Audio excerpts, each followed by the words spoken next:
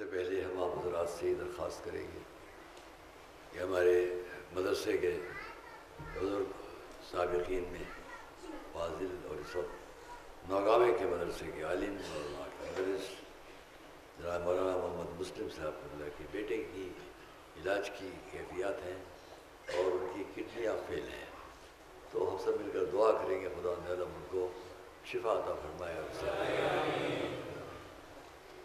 ایک ضروری بات یہ بھی عرض کر دوں کہ ہم آپ کے سامنے اس وقت 3:15 بجے ہے اور 2:15 بجے ہے، 2 بجے کا وقت ہے نا یہاں پر، تو ہم کیا کریں 3 بجے مجلس ختم کر دیں؟ نہیں، کیوں؟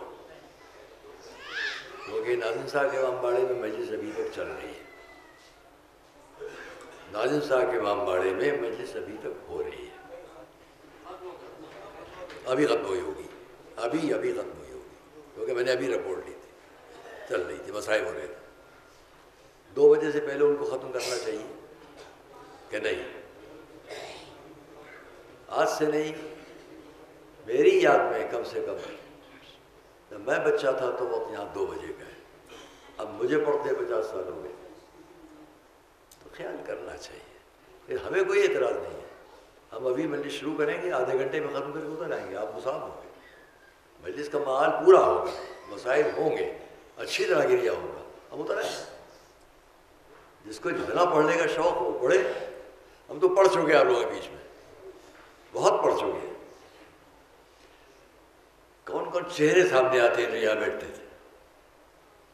ہمیں کوئی شوق اب زیادہ نہیں ہے کہ ہم ضرور پڑھیں، جن کو شوق پڑھیں، لیکن بار بار کہہ چکے اپنے وقت کے اندر 2 بجے نازمیہ کا وقت ہے۔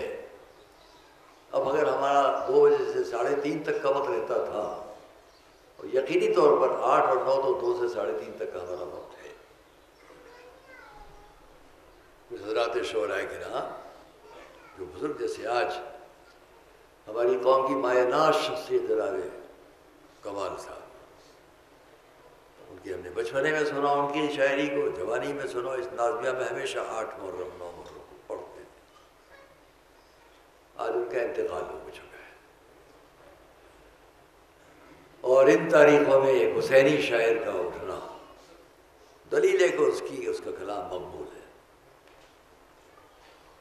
میں اپنے وقت کے اندر ہی بات کرنے کی کوشش کروں گا، تھوڑا وقت ہمیشہ کہہ لیتا ہوں، آج 2-4 منٹ زیادہ، اگر سے ہم اور آگے چاہیں تو مل جل کر اور آگے کے وقت کو تھوڑا ڈھیلا کر سکتے ہیں، اس میں وسعت پیدا کی جا سکتی ہے، ہم کو کوئی اعتراض نہیں ہے۔ ہم سے آپ کہیے بس آدھا گھنٹہ پڑھ کے اتر آؤ، ہم پڑھ لیں۔ ایک صلوات پڑھے محمد علیہ۔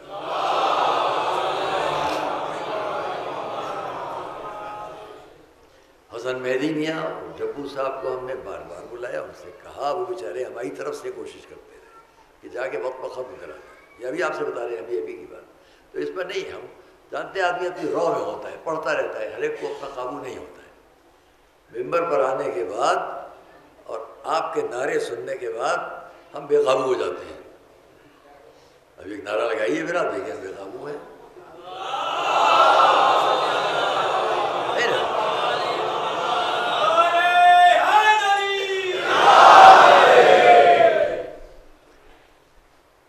ایک فاتحہ تمام مرحومین مومنین مومنات۔ اعوذ باللہ السمیع العلیم من الشیطان اللعین الرجیم، بسم اللہ الرحمن الرحیم۔ الحمد للہ رب العالمین، والصلاة والسلام علی اشرف الانبیاء والمرسلین، سیدنا و نبینا و شفیعنا ابی القاسم محمد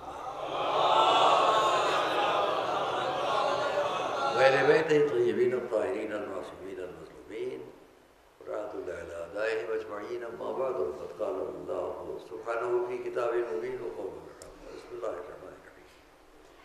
کما ارسلنا فیکم رسولا منکم یتلو علیکم آیاتنا ویزکیکم ویعلمکم الکتاب والحکمہ ویعلمکم ما لم تکونوا تعلمون۔ صلوات اللہ علیہ۔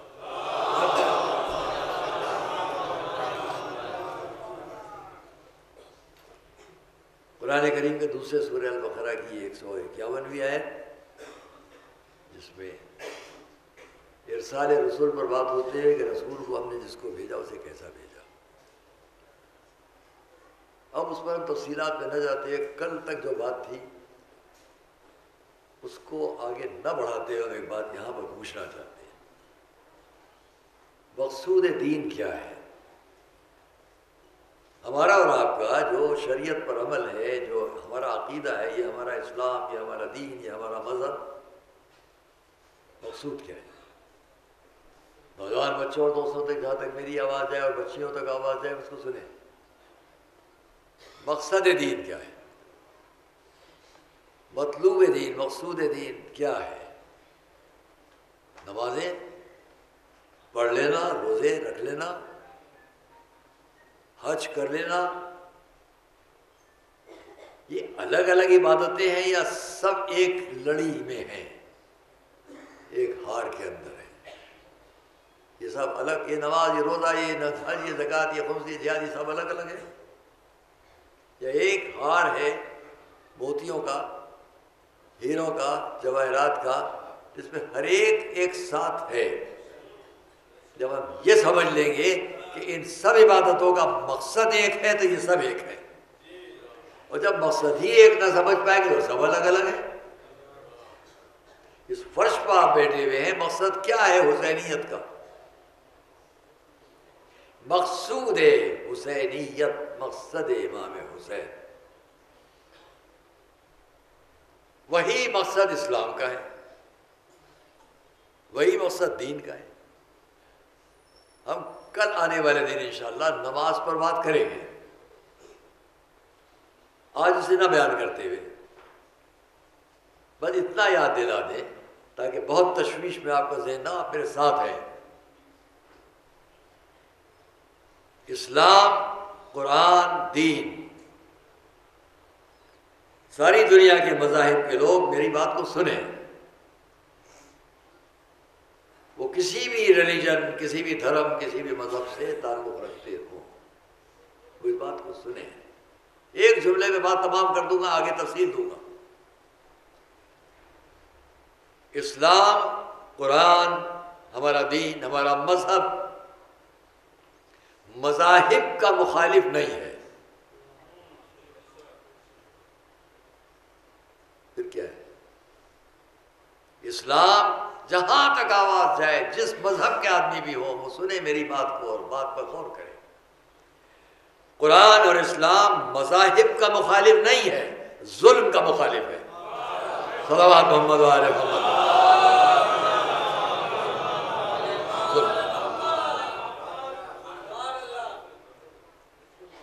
جہاں ظلم ہوگا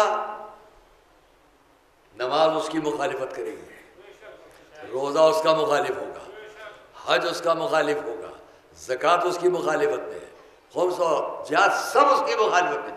جہاد کا مفہوم اسلام میں ترویج ظلم نہیں ہے، ظلم کو روکنا ہے. صلوات محمد والے، آئیے صاحب آئیے.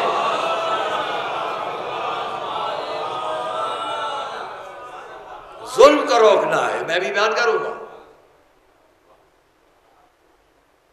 مفہومیت، مقصدیت کیا ہے دین کی، شریعت کی، مذہب کی؟ غور کرو بچوں، تم سے کہہ رہا ہوں، میرے بچے بیٹھے ہوئے، میں دلیل دیتا ہوں.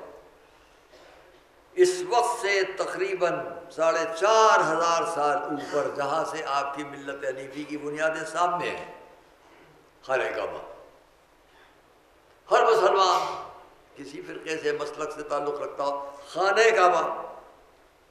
کہیں تفصیل میں ہم نہ جائیں گے، نہ اس میں زیادہ دیر وقت لیں گے آپ کو. بس 2 لفظ ہیں، خانہ کعبہ. میں نے ایک جملہ کہا ہے، مذاہب کا مخالف نہیں ہے، ظلم کا مخالف، وہ ذہن میں رکھیے گا. آگے میری تقریر اس پر تائید میں آئے گی باتیں. خانہ کعبہ بنا لیا حضرت ابراہیم و اسماعیل نے، مگر اس بنانے سے پہلے جب بہت سی باتوں کو دیکھتے اس نے کہا، اس نے، اے ابراہیم انی جاعلک للناس اماما، ہم نے آپ کو قائد، رہبر، امام بنایا. بے چین ہو کر پوچھا ومن ذریتی، اتنا بڑا منصب نبوت ملی، رسالت ملی، خلت ملی، سب ملا، امامت ملی۔ اتنا اہم ہے لفظ امام کہ نبی بنے کچھ نہ کہا، رسول بنے کچھ نہ کہا، خلیل بنے کچھ نہ کہا، جب امام والی بات آئی میری ذریت میں بھی، کیا یہ میری ذریت میں بھی ملے گا؟ تو کیا جواب آیا؟ لا ینال عہد الظالمین، ظالم اس کا فائدہ نہیں اٹھائیں گے۔ آپ کی ذریت میں یہ منصب تو رہے گا لیکن ظالموں تک نہیں پہنچے گا۔ اب عہد ابراہیمی سے آج تک ڈھونڈتے چلے جاؤ کہ جہاں بھی شریعت کی بات آئے، اگر کوئی ظالم پڑھ کے کہے ہم نمائندگی کر رہے ہیں شریعت کی، تو سمجھ لینا یہ اللہ والا نہیں ہے، اپنے نفس والا ہے۔ سب مل کر صلوات تو پڑھے محمد والے۔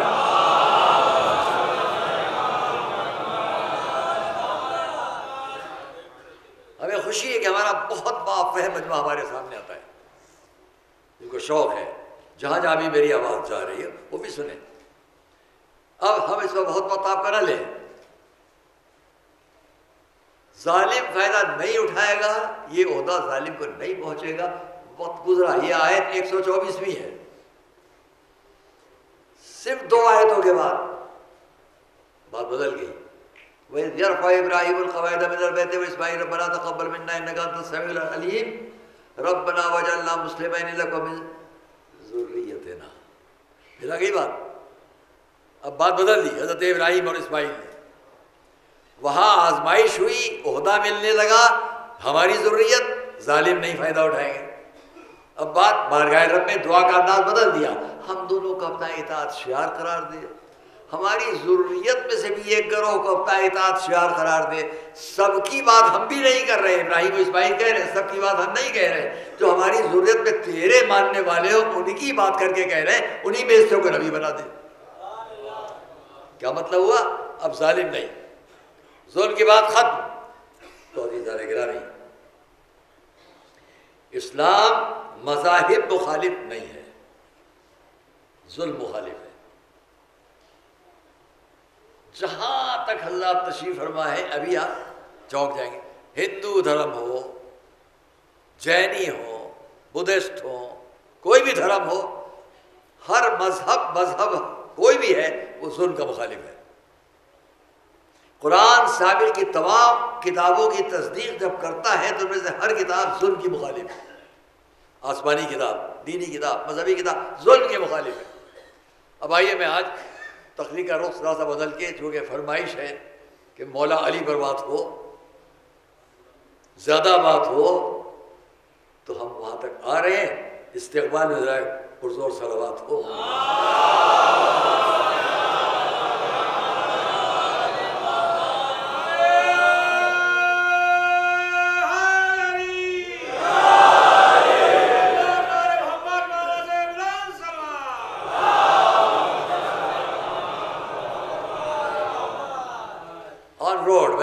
شیعہ کالج میں ہی مجمع بیٹھ کے مجلس سنتا ہے، اور جگہوں میں سنتا ہے، میں ان سب سے کہوں گا جب وہاں بیٹھے تو توجہ سے میری بات سنیں تاکہ آپ دوسروں تک پہنچائیں۔ یہ خالی ہم رسموں تو نہیں پڑھتے ہیں، محنت کر کے لاتے ہیں آپ کے سامنے تاکہ آپ اس بات کو توجہ سے سنیں۔ جب یہاں ہوں گے زیادہ توجہ ہوگی، باہر کم توجہ ہوگی، ٹریفک ہے یہ، پھر بھی آپ غور سے سنیے اور بات کو پہنچائیے۔ مذہب کا مخالف اسلام نہیں ہے، دوسرے دھرم، دوسرے مذاہب کا مخالف اسلام نہیں ہے، اسلام ظلم کا مخالف ہے۔ اب جہاں جہاں ظلم کے خلاف آواز ہوگی وہاں اسلام تائید کرے گا۔ اور اس کے لیے ہم مذاہب کی تاریخ میں سے ایک چھوٹی سی بات نکالیں۔ ہمارے حضور کے ایک اصحاب میں سے ایک صحابی، بڑا نام ہے، اس مجمع کون نہیں جانتا، جناب سلمان۔ حضرت سلمان نے یہ دیکھا کہ حضور ہاتھ اٹھائے دعا کر رہے ہیں۔ دعا میں کیا فرما رہے ہیں؟ خدایا تجھ کو علی کی محبت کا واسطہ دیتا ہوں۔ صلوات پڑھیں محمد علیہ۔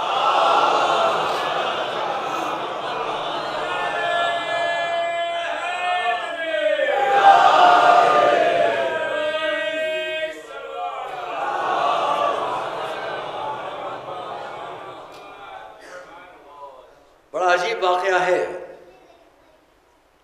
تجھے محبت علی کا واسطہ کہ میری امت کے اوپر جو بوجھ ہے گناہوں کا اسے کم کر دے، امت پر جو گناہ، وزر کی لفظ ہے، جو بوجھ ہے یعنی گناہوں کا بوجھ، اسے کم کر دے۔ ان گناہوں کو کم کرانے کے لیے رسول نے کس کی محبت کا واسطہ دیا؟ اب تو سمجھ لے دنیا کہ کیوں علی علی علی پکارا جاتا ہے۔ صلوات محمد علیہ وسلم۔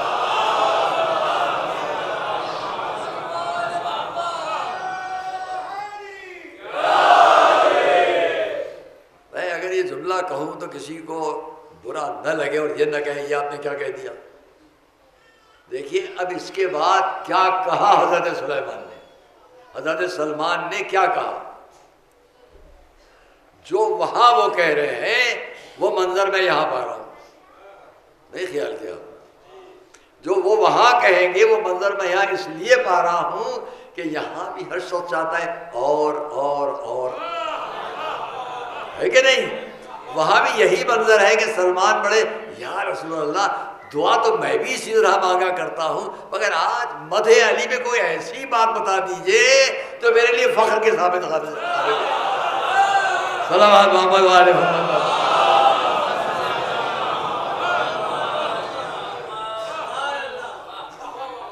آج مدح علی میں کوئی ایسی بات فرما دیجئے کہ جو ہمیشہ میرے لیے سبب فخر ہو۔ حضور نے کیا فرمایا؟ بلا سند کے بات نہیں کہتا ہوں، صاحب اسرار الشہادہ علامہ دیوبندی ان کی روایت پیش کر رہا ہوں۔ حضرت علماء سب تشریف فرمائیں۔ صاحب اسرار الشہادہ علامہ دیوبندی مصائب میں جن کے بہت محتم بعض روایات انہوں نے قسم دی ہے کہ یہ روایت اگر بیان کرو گے میرا نام نہیں لوگے تو ایسا اور ایسا، وہ میں بیان نہیں کرتا۔ جب مصطفیٰ جی نے پڑھتا تھا یہ سب چیزیں دیکھتا تھا تو میں کام کیا کہ ان کا یہ حکم ہے۔ خیر ان کی روایت، یا رسول اللہ میں بھی دعا اسی طرح مانگا کرتا ہوں، لیکن آج چاہتا ہوں مدح علی میں کوئی ایسی بات آپ بیان کر دیجئے کہ جو ہمیشہ میرے لیے سبب فخر رہے۔ اب غور کرنا جو بات آگے کہنے جا رہا ہوں۔ رسول نے کیا فرمایا؟ سلمان یہودیوں کے قبرستان میں جاؤ، مذہب مخالفت میں نہیں ہے، ظلم کا مخالف، یہودیوں کے قبرستان میں جاؤ، جا کر وہاں آواز لگانا، اے بندار۔ جب وہ شخص سامنے آئے تو اس سے پوچھنا تم اپنے یہودی مذہب پر مرے کہ اسلام پر؟ کتنی عجیب بات ہے، اسلام پر مرے کہ یہودی مذہب پر؟ اور اب تم کہاں ہو، کس حال میں ہو؟ کہاں ہو، کس حال میں ہو؟ گئے سلمان، آواز دی، اے بندار، یہودیوں کا قبرستان، سامنے قبر شگافتہ ہوئی، ایک شخص باہر نکلا۔ اس سے پہلے کہ آگے تک کی بات تمام کروں، اس وقت کی سختی کو کم کروں ایک جملے سے، ابھی کم ہو جائے گی۔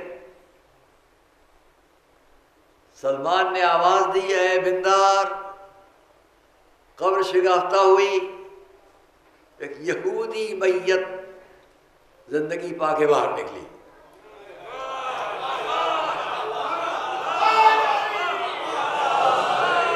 آگے نہیں کہنا، یہ ماشاءاللہ ہمارا لکھنؤ، آگے ہمیں نہیں کہنا، سب سمجھ گئے۔ چلیے بات بچے نہ سمجھ سکے تو کہہ دوں، رسول کا ایک صحابی اگر آ کے یہودیوں کے قبرستان میں آواز دے لے تو یہودی کو زندگی مل جائے تو آقا کی ٹھوکروں میں زندگی کیسے نہ ہو؟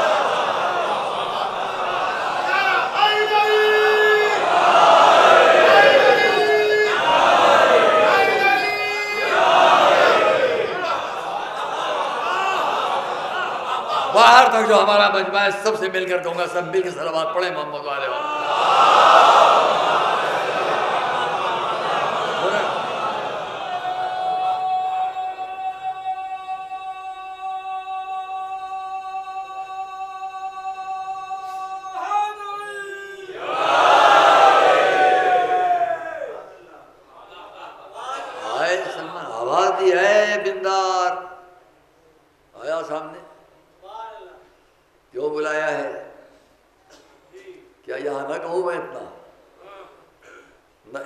ڈر کے آیا کیسے یہ، نہ اس کو خیال یہ کون آ گئے، جیسے پہلے سے کچھ دونوں طرف حکم پہنچ چکے ہیں، نہیں خیال کیا دونوں طرف ادھر سے حکم پہنچ چکے ہیں، وہ آئے گا پکارے گا آنا تم، بلا اجازت کوئی نہیں آ سکتا، کون آئے گا؟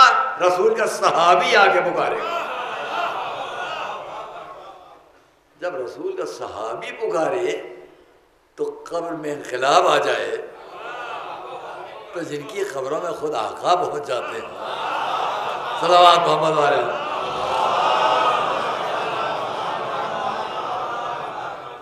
اے بندار یہ بتاؤ، سب پوچھا، مختصر کرو بات، آگے اور بھی باتیں کرنا ہے۔ اس نے کیا جواب دیا؟ ہاں یہودی مذہب پر ہی مرا ہوں، اسلام پر نہیں۔ مولانا یہودی مذہب ہی پر مرا ہوں، اسلام پر نہیں۔ اسلام مذاہب کی تحقیر نہیں کرتا، مذاہب کی تردید نہیں کرتا، مذاہب کی مخالفت نہیں کرتا، بشرطے کہ جہاں اسلام اپنی حقیقی روشنی کے ساتھ ہو وہاں تک آؤ۔ اسلام پر نہیں مرا، یہودی مذہب پر مرا۔ جب مر گیا اور مجھ کو لے جایا جا رہا تھا ادھر جدھر جہنم کی آگ کے شعلے ہو، اس وقت ایک نور سامنے سے آیا اور وہ میرے چاروں طرف چھا گیا، حد نظر تک میں نے ایک نور کا خیمہ دیکھا، میں اس کے اندر ہوں۔ یہ کیوں ہوا؟ کہا زندگی میں اور تو کچھ نہیں کرتا تھا، ہاں ایک نام تھا امیر المومنین علی، ان کی محبت رکھتا تھا۔ صلوات محمد علیہ محمد۔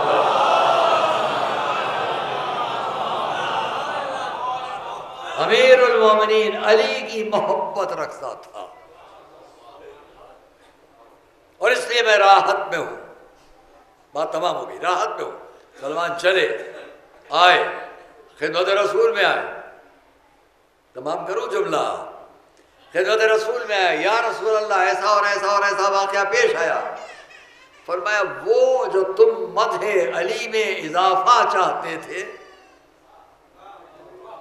یہ اس لیے کیا گیا، وہ جو تم مدح علی میں اپنے معلومات میں اضافہ چاہتے تھے یہ اس لیے کیا گیا، اور اب اس بات کو میری طرف سے دوسروں تک روایت کرو، چاہے عیسائی ہو، نصرانی ہو، یہودی ہو، مجوسی ہو، اگر محبت علی پر اٹھے گا تو اللہ اس کے ساتھ رحمت اور محبت اور نرمی کا سلوک کرے گا۔ صلوات محمد علیہ وسلم۔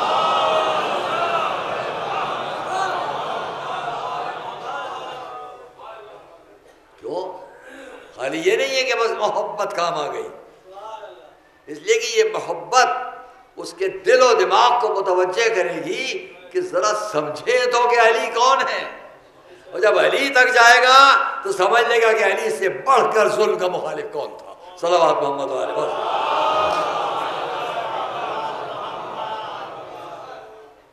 دوسرے مذاہب کی بات، اور مذاہب کی بات کرتا میں آپ سے یہاں پر، لیکن تھوڑا بات کو سمیٹ لوں۔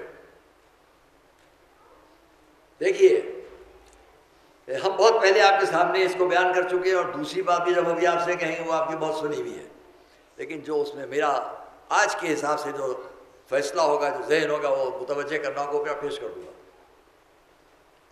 جنگ احد ہے، جنگ نہیں پڑھنا ہے، احد کی جنگ، لوگ احد کہتے ہیں، احد، خیر ہم احد کہہ لیں۔ جنگ احد ختم ہو گئی، جنگ ختم ہو چکی، یہ واقعہ میں نے بہت پہلے آپ کے سامنے کبھی پڑھا ہے۔ آسمان سے جبرائیل ذوالفقار تلوار لے کر آئے.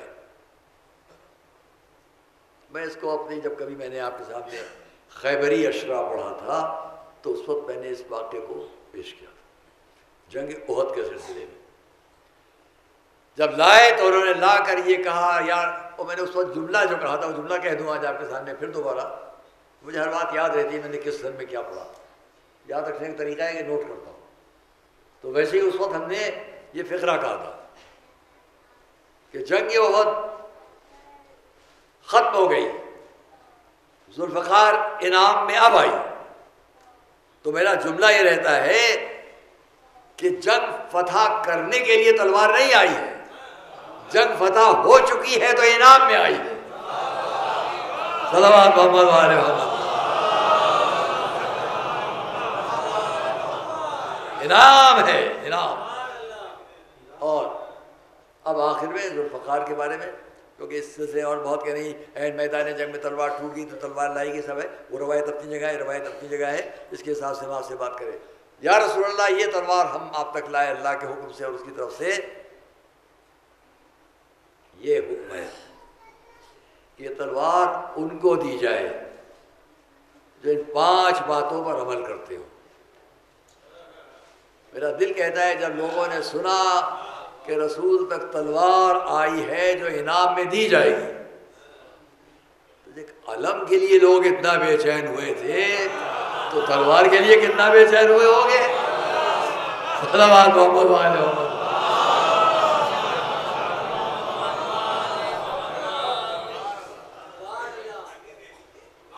کتنا بے چین ہوئے. رسول نے کیا فرمایا؟ ہاں ٹھیک ہے میں دوں گا، لیکن جبرائیل نے شرائط بھی رکھی ہیں. پہلی شرط اس میں سے یہ رکھی گئی ہے کہ تلوار اس کو دی جائے جو ایک دن میں پورا قرآن ختم کر لیتا ہوں. میں کہتا ہوں یہی میں بہت سے لوگ واپس ہو گئے ہوں گے. ایک پارہ پڑھنا مشکل ہوگا، ایک سورہ پڑھنا مشکل ہوگا، تو پورا قرآن.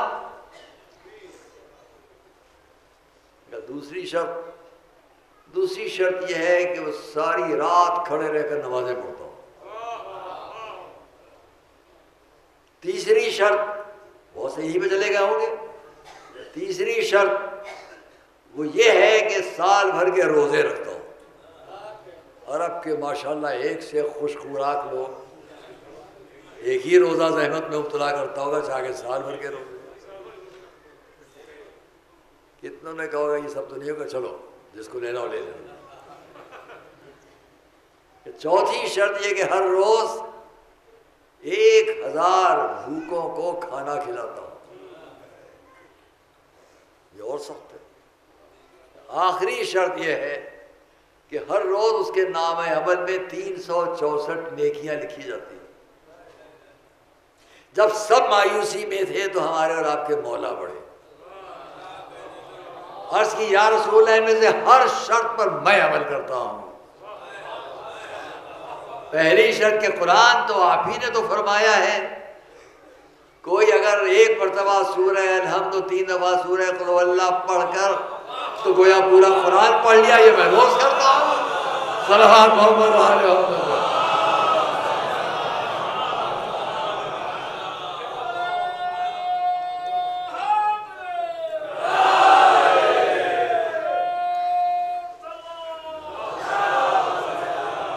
قائم اللیل، ساری رات کھڑے رہ کر نماز پڑھتا ہو. تو آپ ہی نے فرمایا ہے کوئی وضو کر کے سو جائے رات کو تو گویا ساری رات.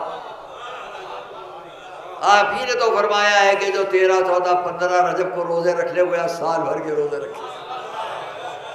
اور آپ ہی نے فرمایا ہے کوئی روزانہ کسی ایک بھوکے کو کھانا کھلا دے تو گویا اس نے 1000 دینار صدقہ دیا. اور آپ ہی نے فرمایا کوئی یتیم کے ساتھ اچھا سلوک کر دے تو اس کے نامہ اعمال میں 364 نیکیاں لکھی جائیں. اب مجھے اتنا کہنا ہے ساری دنیا کے لوگ آئیں، جنگ کے موقع پر آئیں اور یہ دیکھیں جب اسلام کی جنگ، اور جنگ میں بھی اسلام کا سب سے بڑا نمایاں کردار علی، وہاں پر بھی جب تلوار کی بات آ جائے تو اس سے بڑھ کر بات کیا ہوگی کہ تلوار کے پہلو ب پہلو انسانیت کے سبق دیے جا رہے ہیں، خوریزی کے سبق نہیں دیے جا رہے ہیں۔ صلوات محمد والے محمد، سب مل کر ایک صلوات محمد والے۔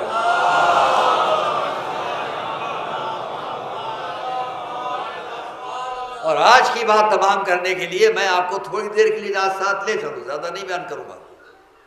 اس وقت یاد کیجیے، آپ بہت سنا ہے آپ نے، لیکن میرے موضوع کے مطابق اس سے بات کروں گا۔ ظلم کے خلاف، اسلام ظلم کے خلاف۔ میں نے آپ سے کہا تھا کچھ مثالیں کہیں کہیں سے، ایک مثال دیتا ہوں۔ کیا ہوا جنگ خیبر میں؟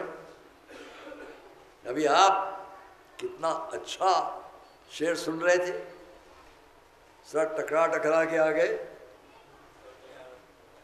ہمیں اچھا لگا، ہمیں آپ سے پھر سے پڑھوایا۔ ذرا خیال تو کریں میرے مجمع کے تمام محترم حضرات، کیا ہوا جنگ خیبر؟ جنگ خیبر نہیں پڑھ رہا ہوں، کبھی کہیے گا پوری پھر پڑھ دوں گا، پورا خیبری اشرا پڑھ چکا ہوں یہاں۔ کیا ہوا جنگ خیبر؟ رسول نے کیا فرمایا؟ صحیح بخاری میں بہت سے روایات ہیں، یہاں پر اور بھی کتابوں میں ہیں، وہ سب چھوڑتے ہوئے خالی ایک بات، رسول نے کیا فرمایا؟ جب 40 دن کی شکست ہو چکی تو آپ نے کیا فرمایا؟ انی لأعطین الرایۃ غدا، کل میں علم دوں گا۔ کسے دوں گا؟ رجولن۔ میں تو سمجھتا ہوں کہ ایک ایک لفظ صرف کہوں گا اور مجمع چونکے گا۔ کل میں علم دوں گا کسے؟ رجولن۔ تو اب تک کیا ہو رہا تھا؟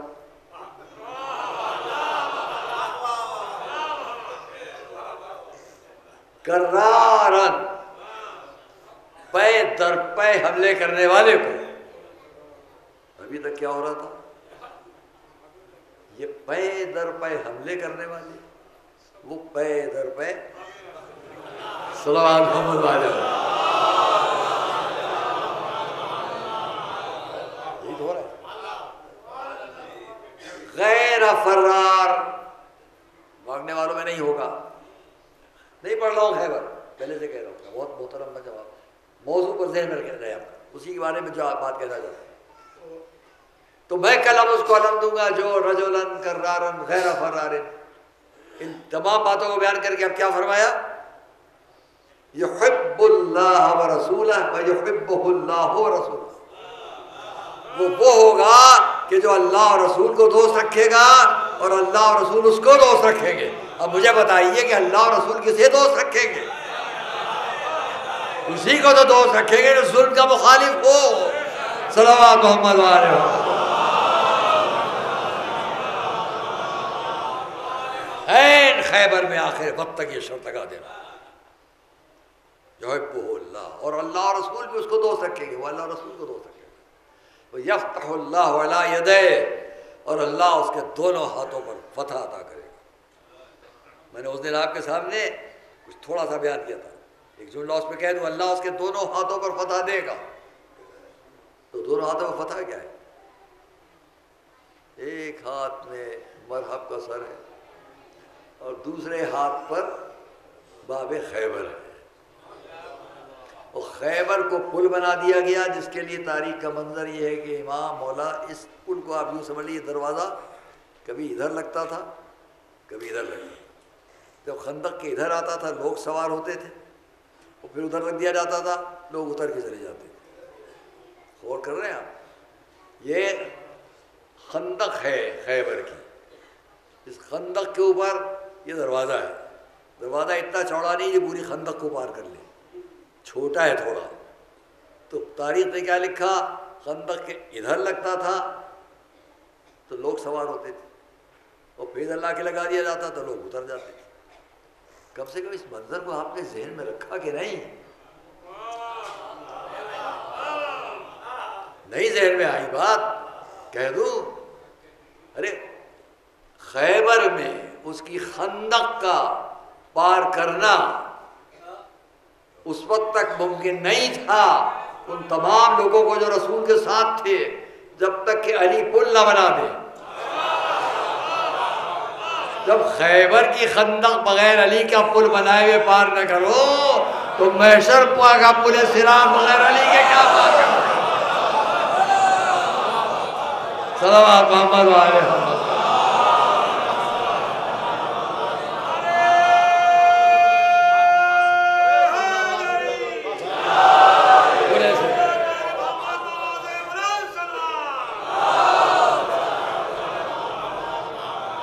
اگر مجھے یاد رہ گیا، آج بات اتنی کہ آگے کی مجلس ہے، اگر مجھے یاد رہ گیا تو کل اس پل پر، پل صراط مستقیم، کل انشاءاللہ اگر موضوع کے اندر بات آ گئی اور بات کے ساتھ ہو گئی تو بیان کروں گا۔ آج اس بات کو تمام کریں۔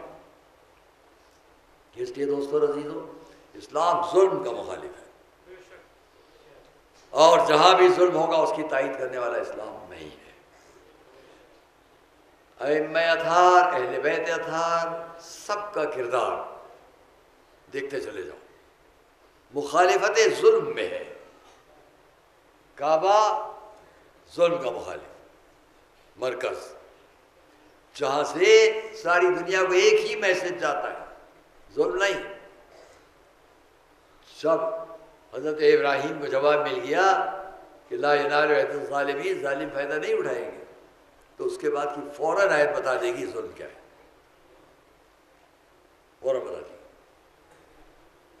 اور اس طرح ہم اور آپ محرم کے ان دنوں میں، قضائے امام مظلوم کے ان دنوں میں جس مجلس میں بھی جائیں گے آپ کو یہی ملے گا سننے کو۔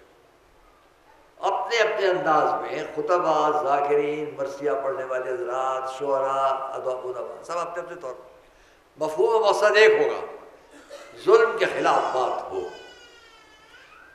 اور اس لیے خیال کیجئے گا کہ مولا علی ظلم کے خلاف ساری زندگی، ایک جملہ کافی ہے، جہاں 70,000 انسانوں کا خون بہہ گیا، افسوس کہ میں اس تاریخ کو نقل نہیں کرتا،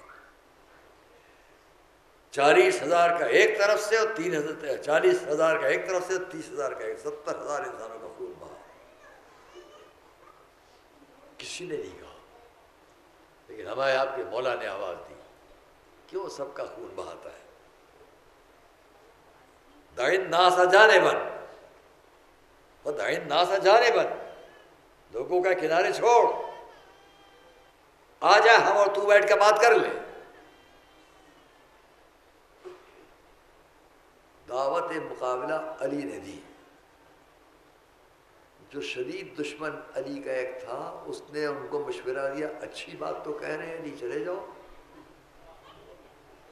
اتنی اچھی بات کہہ رہے ہیں، جنگ ختم ہو جائے گی، یا کہ تم دونوں لڑ لو، باقی سب کی کیا بات رہ جاتی۔ جواب کیا دیا؟ تو میری جان کا دشمن معلوم ہوتا ہے۔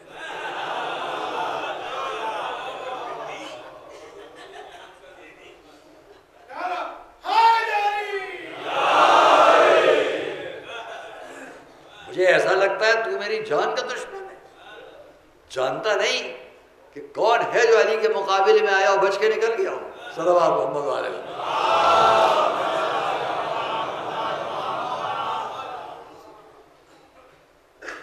کون ہے؟ اور اسی لیے جب لوگ ایسے بیٹھتے ہوں گے تو آپس میں باتیں بھی ہوتی ہوں گی نا۔ ہم میں سے ایک صاحب نے دوسرے صاحب سے کہا، ایک اور صاحب جن کا بڑا تاریخوں میں ذکر ہے، بڑے بہادر، مشکل یہ ہے کہ وقت ہمارے سامنے ہے، اور ہم جن باتوں کو چھیڑتے ہیں پھر اس کے 10-5 منٹ نکلتے ہیں، لہٰذا ان باتوں کو ہم آج چھوڑے دیتے ہیں انشاءاللہ آگے۔ فی الحال ہم اتنا آپ سے کہیں کہ جہاں بھی آپ تاریخ اسلام کو پڑھیں گے، ظلم کے مخالف مولا علی جب یمن بھیجے گئے، وہ بھی اگر مجھے یاد رہ گیا تو کل تاریخ کی اس کتاب کو ساتھ لاؤں گا، ممبر سے اس کا ریفرنس دوں گا تاکہ سب کو یقین آ جائے کہ یہ تاریخ یہ کہہ رہی ہے کہ یمن کیسے فتح ہوا۔ میں نے کیوں کہا یہاں مجلس میں کہ یمن پر بات کروں گا، اور وہ یمن کہ جہاں سے ہمارے اور آپ کے حضور کو محبت تھی، بہت محبت تھی، قرن اسی یمن کی بات ہے، وہیں سے حضرت اویس قرنی، اویس قرنی جس جنگ کی میں آپ کو اشارہ دے رہا تھا اسی جنگ کی بات ہے۔ اویس جیسی شخصیت فرات کے کنارے بیٹھے وضو کر رہے ہیں، نماز پڑھ رہا ہے کہ اتنے میں جنگی طبل کی آواز آئی، کھڑے ہو گئے۔ یہ آواز تو علی کے لشکر کی ہے، جنگ کے لیے بلایا جا رہا ہے۔ کھڑے ہو کر تصور کیا اور آواز دی، نماز پڑھوں کہ علی کے بلانے پر جاؤں، نماز پڑھوں کہ علی کے بلانے پر جاؤں۔ خود ہی فیصلہ لے لیا، نماز بعد میں ہوگی، پہلے علی کا حکم کہتے ہیں۔ صلوات محمد علیہ۔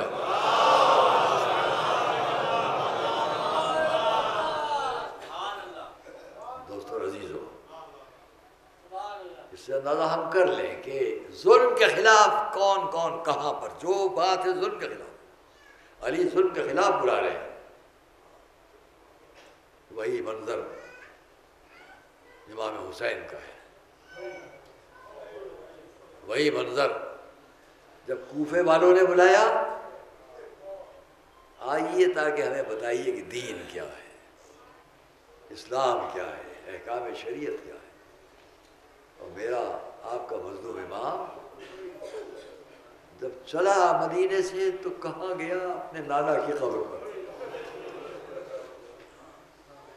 نانا کی قبر پر سر رکھ کر آنسو بہاتے، نانا اب یہ بڑا دل تنگ ہے آپ کا، خاموش لیٹے ہوئے۔ اس مجمع میں سبھی جانتے ہوں گے، میری آواز جہاں جہاں پہنچ رہی ہوگی، مجمع میں سب جانتے ہوں گے کہ جب انسان کا دل ٹوٹا ہوا ہوتا ہے، دل شکستہ ہوتا ہے، تو اس عالم میں سب سے زیادہ کوشش کرتا ہے اس کے قریب جانے کی، جہاں اس کے دل کی تسلی کا سامان پڑا۔ ہر شخص جانتا ہے، ہم آپ سب گزرے ہیں ان منزلوں سے۔ کیا ہو رہا ہے؟ امام حسین جب ہر طرف سے یہ ظلم و ستم کے آثار، تو ایک دفعہ گئے اپنے نانا کی قبر پر۔ روایات میں ایک رات نہیں، 2 راتیں، آج کی رات، دوسری رات، اور سر رکھ کر نانا کی قبر پر سو گئے۔ دل کہتا ہے اس طرح سو گئے جیسے کبھی کمسینی میں نانا کے سینے پر سر رکھ کر سو گئے۔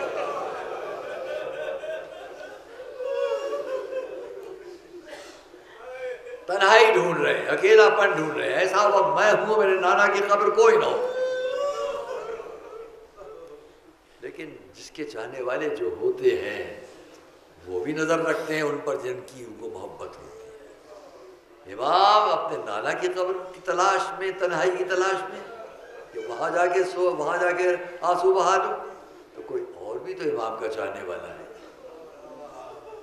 وہ کون ہے؟ چاہنے والی بہن جو ہر وقت نظر رکھتی ہوگی میرا بھیا کہاں ہے، میرا بھائی کہاں ہے، میرا بھائی کہاں ہے۔ دیکھا جب بھائی کو نہیں پایا تو سمجھ گئی کہاں ہوں گے۔ چاہنے والی بہن زینب سمجھ گئی کہاں ہوں گے۔ ڈھونڈتی ہوئی، تلاش کرتی ہوئی، خود بھی اسی قبر پر آ گئی، نانا کی قبر تک آئی، اپنے بھیا کو دیکھا۔ جملہ سنیں گے آپ شہزادی زینب کا؟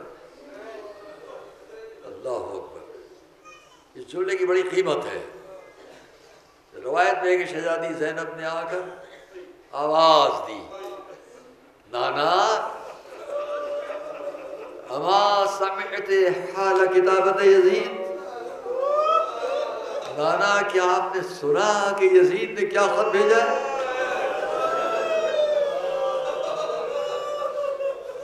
کیا آپ نے سنا کہ یزید نے کیا خط بھیجا ہے؟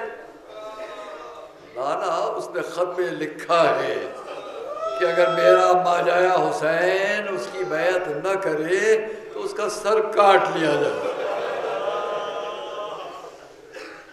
اس کا سر، میرے بھائی کا سر کاٹ لیا جائے اور یزید تک بھیج دیا جائے۔ خیال کریے کہ زینب نے اس جملے کو کیسے ادا کیا ہوگا. بھائی کا سر کاٹ لیا جائے, کیسے ادا کیا ہوگا. اور میں کبھی کبھی, کل بھی میں نے شاید اشارتاً کہا تھا کہ زینب کے 4 سفر آج زیادہ تر میں اسی ذکر کو آپ کے سامنے کروں گا. فضائل میں حق ادا کیا, آپ نے بھی حق ادا کیا, اور یہ مسائل میں بھی حق ادا کریں. شہزادی زینب کم سنی ہے, اور جب جاتی تھی قبر رسول تک تو علی ساتھ لے جاتے تھے, معصوموں کے حصار میں لے جاتے تھے, کسی غیر کی نظر زینب پر نہ پڑے. ایک شہزادی زینب کا عظمت و جلال کا ایک انداز تھا. تاریخ میں ہے کہ جب رسول کی وفات ہو گئی اور مولا علی نے طے کر لیا کہ اب مدینہ نہیں رہا جائے گا, اب کوفے رہیں گے. مدینے والوں کو سب کو, اپنے لشکر کو, لوگوں کو, عزیزوں کو, اقربا کو ساتھ لیا اور کوفے چلے, عراق چلے. تو میں نے اس کو ان کتابوں میں جہاں عرب کی مشہور بیویوں کے ذکر ہیں اس میں نے شہزادی زینب کے ذکر میں پڑھا اس کو, جو نقل کر رہا ہوں.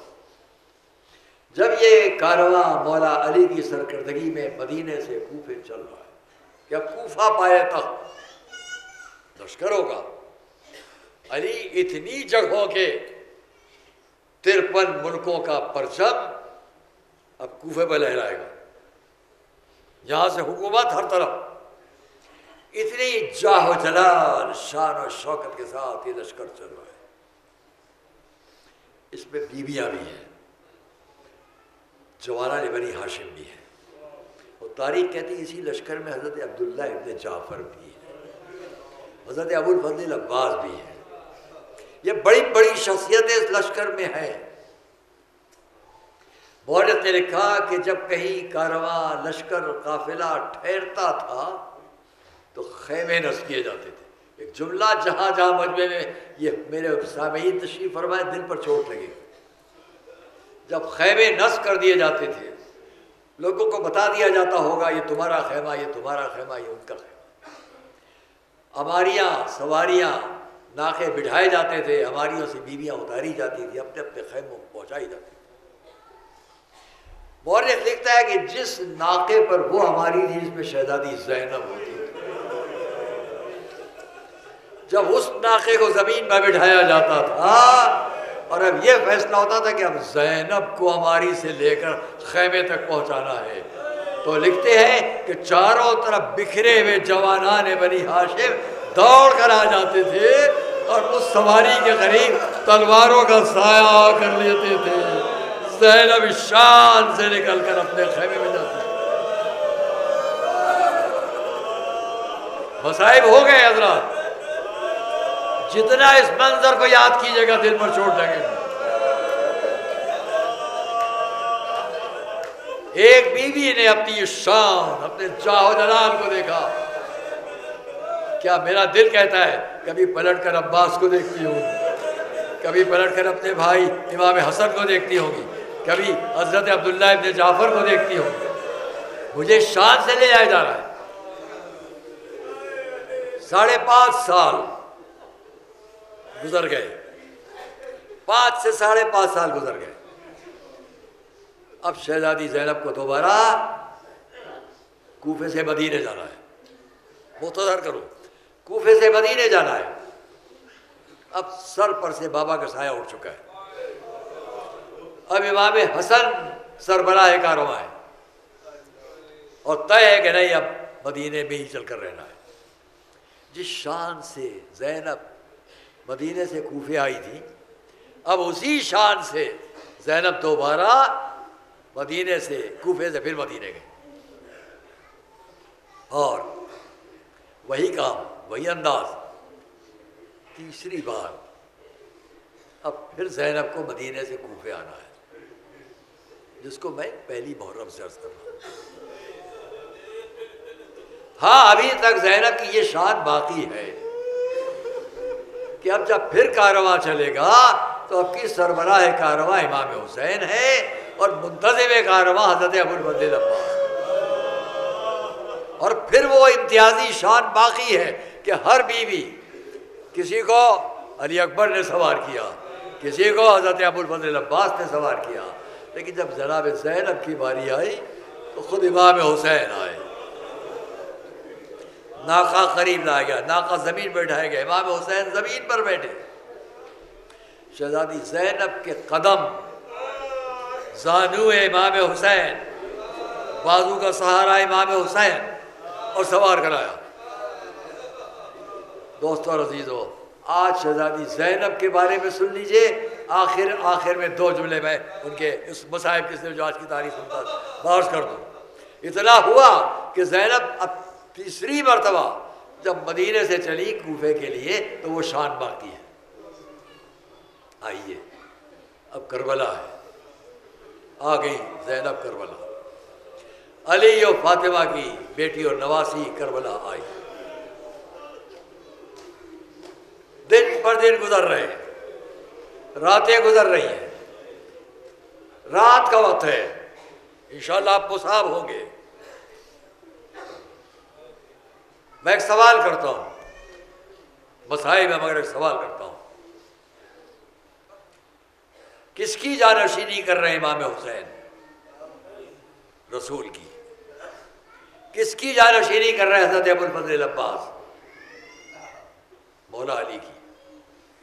تو سچ بتلاؤ کہ زینب کس کی جانشینی کر رہی ہے؟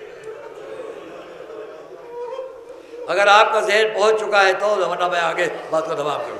زینب کس کی نیابت کر رہی ہے اور جانشینی کر رہی ہے؟ سیدہ کی۔ دوستو مصائب ختم، میں ایک جملہ انشاءاللہ آپ مصاب ہوں گے۔ زینب کس کی جانشینی کر رہی ہے؟ سیدہ کی۔ یاد دلاؤ، جب سیدہ نے اپنے بیٹے کو اپنے نانا کی آغوش میں دیا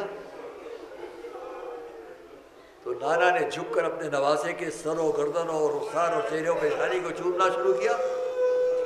سامنے شہزادی کھڑی ہے، اتنے میں رسول کا چہرہ بلند ہوا، دیکھا جناب معصومہ نے کہ بابا کی آنکھوں سے آنسو بہ رہے۔ پوچھ لیا بابا یہ آنسو کیسے؟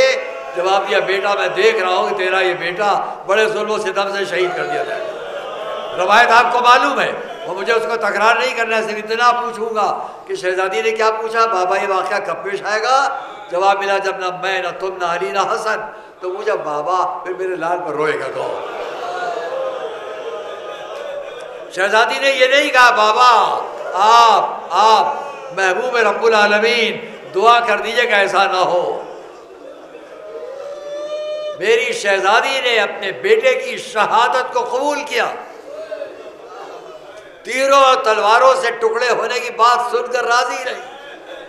اب مجھے آپ بتلاؤ کہ انہی کی جانشینی کر رہی ہے کون؟ زینب۔ جب زینب اپنی مادر گرامی کی جانشین ہے تو اب امام حسین کو دیکھے گی کہ اپنی گود کے پالے ہوا کو دیکھے گی؟ مصائب ختم۔ بھائی اسی لیے خیال کر لیجئے کہ جب شب عاشور ہے، حسین گزر رہے ہیں، ایک مرتبہ اس خیمے کے قریب سے گزرے جہاں دیکھا سامنے زینب بیٹھی ہے، سامنے دونوں بچے سر جھکائے بیٹھے ہیں۔ زینب کہہ رہی ہے میرے لال دیکھو کل کا دن اپنی نصرت پہ کمی نہ کرنا، قربانی میں کمی نہ کرنا۔ یتیم مسلم اگر یتیمان مسلم اپنی قربانی پیش کریں تو بیوہ مسلم کے لیے فخر کا سبب ہوگا۔ کہیں ایسا نہ ہو کہ زینب کی نظریں نیچی ہو جائیں۔ امام حسین نے سنا، راوی نے لکھا ایک مرتبہ امام نے رومال نکالا، آنکھوں پر رکھا، بہتے ہوئے آنسوؤں کو پوچھا اور آواز دی پالنے والے میری بہن زینب کو صبر عطا کر۔ آگے بڑھ گئے، عاشور کا دن ہے، زینب نے کہا میرے بھیا کو بلاؤ، قریب آئے۔ کیا خیال ہے زینب؟ زینب نے عرض کی بھیا میرے بچوں کی قربانی قبول کرے۔